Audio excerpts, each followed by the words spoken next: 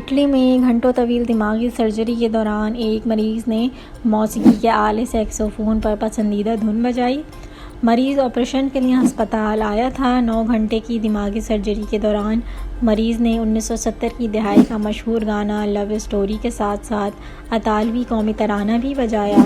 Neurosurgeon के मुताबिक मरीज़ को सर्जरी के दौरान बेसुकून नहीं किया गया ताकि यकीनी बनाया जा सके कि मरीज़ के आसाब फ़ाल हैं। डॉक्टर ने मज़ीद कहा कि सर्जरी के दौरान मरीज़ों के बेदार रहने की बुनियादी वजह दिमाग के मुख्तलिफ अफ़ाल को कंट्रोल करने वाले दुरुस्त अज़बी नेटवर्क की निशानदही करना है, जिनमें तकरीर, बसारत, हरकत और याददाश्त शामिल हैं।